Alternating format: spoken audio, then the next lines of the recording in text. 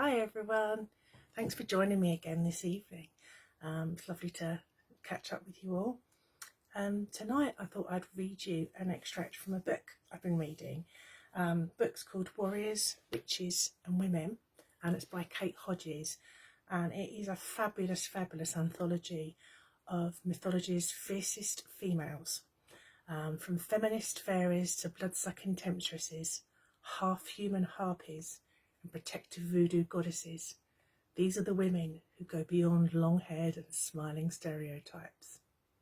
And I actually messaged Kate Hodges, who wrote the book, and said, this is what I do, I'd like to read some out, is that okay with you? And she got back to me and said, yeah, that's fine. So I'm going to send her a link to this so she can see it. So hi Kate, and thank you for letting me read part of your book out. It is a fabulous book. So sticking with our element of air, and closing with it tonight, because I shall move on to something else next week, I'd like to talk to you or read to you this section about harpies, who are monsters from Greek mythology. The name of these terrifying, scavenging monsters, the half-bird, half-human embodiment of the storm winds, became a byword for nagging, shrill women. But the term is now close to standing for any woman who demands change. The Harpies, Ilo, storm swift, and Ocypete, swiftwing, were first described by Hesiod in around 700 BCE as beautiful winged maidens personifying the storm winds. By the time they were mentioned by the playwright Aeschylus in the 4th or 5th century BCE, they had been transformed into monsters, with metal talons and vulture-like wings, tails and legs. Their faces were still those of women, but they were haggard with hunger. Despite scavenging food like carrion birds, they were always ravenous. They made a habit of defecating everywhere and smelled rank. They represented everything a Greek woman shouldn't be. Greedy, ugly, loud, unhygienic. The original pair, Ilo and Ocypete, were now 3 or more, and as they became more monstrous, the harpies' numbers grew. Zeus, Hera and Athena used the repulsive gang as gunslingers for hire, would send them to punish those who had fallen from grace. The insatiable monsters also played a role in the tale of Jason and the Argonauts. During their quest, the fleece chasers washed up on a remote island where they found blind King Phineus. He had been given the gift of fortune-telling, but had angered Zeus by having visions that revealed the god's secret schemes. To punish the king, Zeus took away his sight and banished him to the island. But his final torture was worthy of a Bond villain. Every day, Zeus laid on a lavish buffet, and as starving Phineus went to help himself to the food, a gang of harpies would descend, stealing the food before gleefully defecating on the table. An appalled Jason pledged to help poor hungry Phineus, and he enlisted the brute strength of the Boreads, the son of the Boreas, the god of north wind. Together, the Wind Brothers drove the harpies, chasing them ceaselessly across the world, until their sister, goddess Iris, intervened, and the half-women, half-birds escaped to a cave on Crete. A grateful Phineus told Jason how to navigate the tricky Symplegades rocks, which crashed together each time a vessel passed through. Human disappearances were also blamed on these super swift monsters. Even noble women were vulnerable.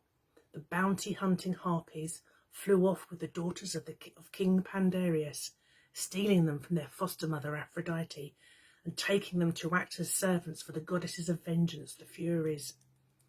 The harpies could also go rogue, stealing meals, destroying houses and crops, and whipping up storms, seemingly on a whim. The ancient Greeks blamed them when food or valuable items went missing, or for sudden disasters. The shrieking, hungry beasts are part of the pantheon of being worldwide whose task it is to bear away the souls of the dead, like Morrigan and the Valrikis. It's a strong archetype, and through literature and art, these vividly portrayed creatures live on. Their distinctive shape appears on temple carvings and vases, while Roman and Byzantine writers keep their name alive.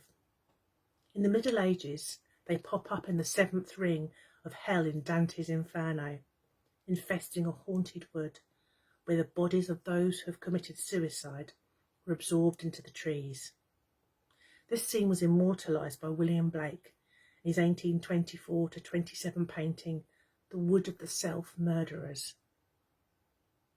Thanks to their eye-catching role in the saga of the Golden Fleece, the Harpies also make cameo appearances in adaptations of the story, including, memorably, in Ray Harryhausen's 1963 film Jason and the Argonauts.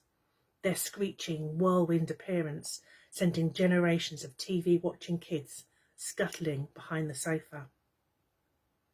However, these monstrous entities' names have also been appropriated for something perhaps far more terrifying than their original incarnation.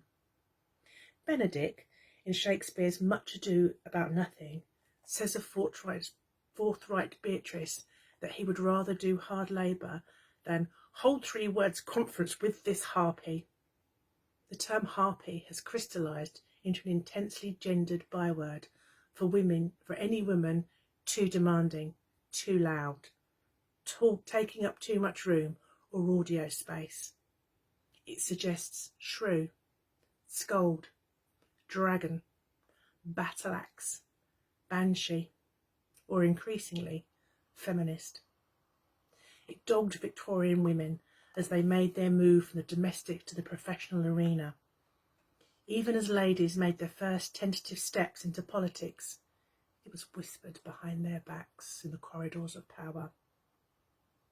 In 1872, the first woman to run for President of the United States, Victoria Woodhull, was called a harpy, and those whispers soon became shouts. A Google search for Hillary Clinton and harpy will throw up over 60,000 results. The term defined men's boundaries. You may take what we give you from the table, but woe betide you should help yourself. We are harpies. The word harpy is now tossed at any woman who steps outside what are considered society's norms. Women who are regarded as too ambitious, too loud, too demanding, those who are angry and fighting for social change, women who are too sexy, women who aren't sexy enough. In discourse online and off, it's a way of shutting down questions and debate, of reducing someone to a stereotype. An easy path out of a rational argument, ranking alongside snowflake, libtard, or whining millennial. Now is the time to reclaim the term harpy, to de-weaponise it, to harness it in a positive fashion, or at the very least, to question and pull up those who seek to use it as a term of abuse. In order to be accepted in a more polarised world, our heroines must become more obscene, casting aside what is polite, civilised, acceptable, in order to swoop down and grab what is rightfully theirs. We will not wait to be offered the leftovers from the feast. We will arrive in a whirl of wings and talons and pick off what belongs to us. Yes, we are angry. Yes, we are making a noise about it. And yes, we are hungry for change. We are harpies. I hope you enjoyed that. I absolutely loved that one. And again, massive thanks to Kate for letting me read that out to you. And yeah, that's me for the evening. So have a lovely evening and I will see you all soon. Bye.